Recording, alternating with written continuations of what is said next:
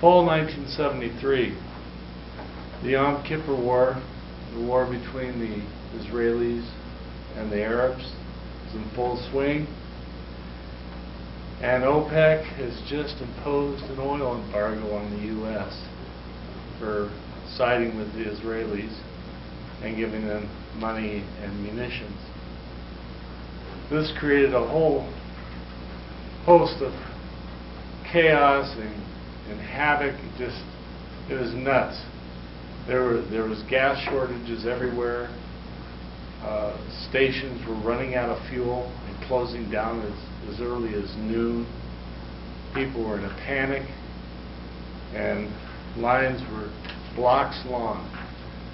And I remember one day when I was sitting at the end of a 2-block long line of cars trying to get my ration of gas. We were rationed at that time to only $3 of gas, which equated at that time to be about 10 to 12 gallons of gas. I was lucky. I had a car that only had a 6-gallon gas tank, so I was able to get a full tank of gas with, for less than $3 a gallon. And I remember how helpless I felt as I was sitting in line waiting to get in, praying that they weren't going to shut the station down because they had run out of their supply of gas. And as I was sitting there in line, they were raising the price, taking down the old price of the gas, 25 cents a gallon down, and putting up 30 cents a gallon, which at the time was just terrifying. And it was just like insult to injury. And I vowed to myself at that time that I was never going to let myself get into that position ever again. Well, the Yom Kippur War ended, the Israelis won, and the petroleum tap got turned on again, and supplies were plentiful once more. But over the years, OPEC has been messing around with the price of oil. And as you know, the prices have been ratcheting upwards. And just recently, we were left with $3 a gallon or better for oil, for gas, or even more so for diesel. So fossil fuels, there are two premises I want you to think about here. Fossil fuels pollute. And is this something we want to get away from? Evidence is stacking up that the burning of fossil fuels contributes considerably to global warming.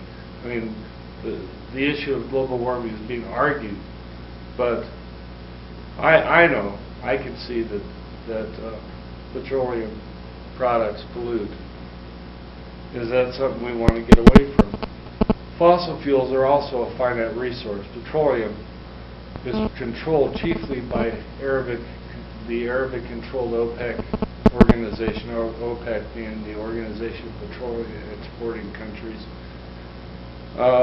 In the year 2000, they controlled 40% of the production and controlled 75% of the oil fields.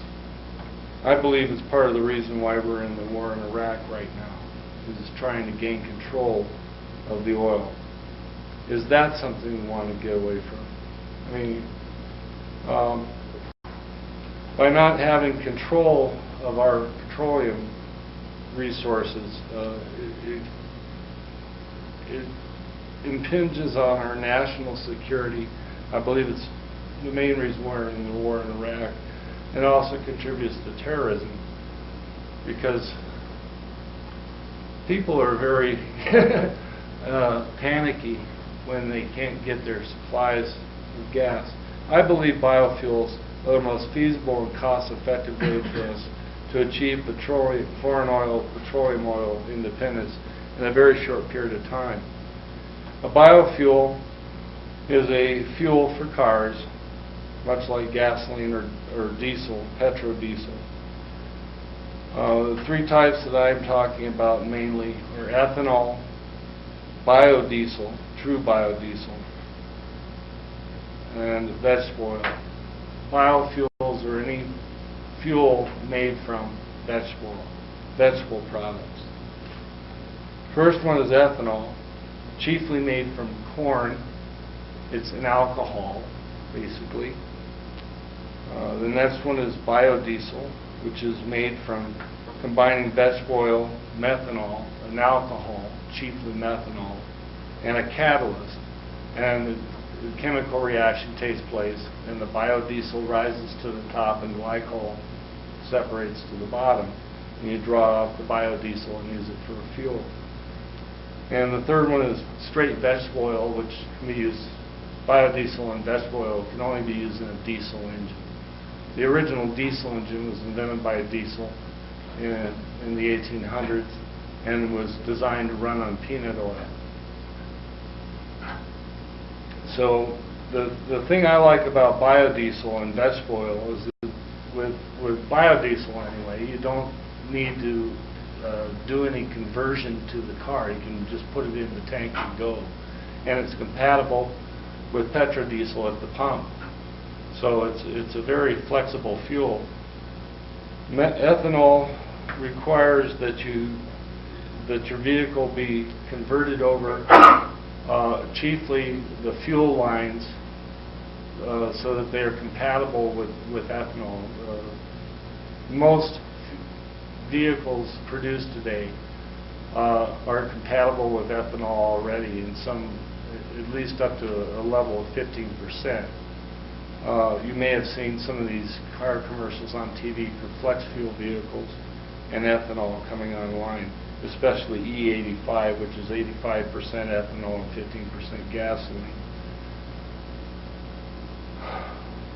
Biofuels have a very good cost comparison to typical gasoline and diesel. I'm going to talk specifically about ethanol and methanol. Right now, you can get ethanol can be produced for $1.50 a gallon without a subsidy. I just paid $2.64 a gallon for unleaded plus down there at Thunder River at the bottom of the hill. And as you can see, there's a big difference in cost. Methanol right now without a subsidy is 90 cents per gallon, and that's made chiefly from natural gas or coal. M85, which is a blend of 85% methanol, 15% gasoline, can be made without a subsidy for $1.30 a gallon.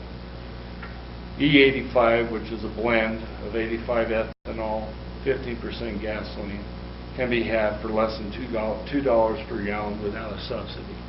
So there's a big price differential between gasoline and biofuel, or ethanol anyway.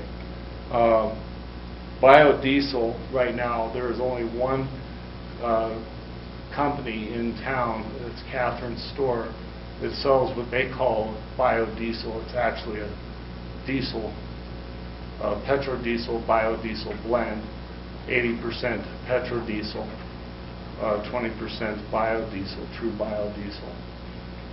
And it's comparable in cost to petro-diesel at the pump. So what I would like to see happen is I would like the benefits of biofuels is they're cleaner burning, so it's good for the environment. You don't have to do any drilling. It's renewable, which would contribute to national security. We wouldn't be beholden to a foreign country that's unfriendly to us. And it's good for jobs, good for global economic stability. Biofuels do not need petroleum to be a component to be effective. There's people all over the world today. Brazil right now is running 40% of their vehicles on ethanol. It's really good for farmers. The main drawbacks to biofuels is the availability factor, and that's partially because we've been leaving it up to the petroleum oil industry to move things along. And we have a Texas oilman who is president. So I'm encouraging you all to go on the web, Google, and find out about it as much as you can. You can see me after class. I've got some materials if you're interested. Contact your government officials, talk to local businesses, and let's get started on it, folks. Thanks.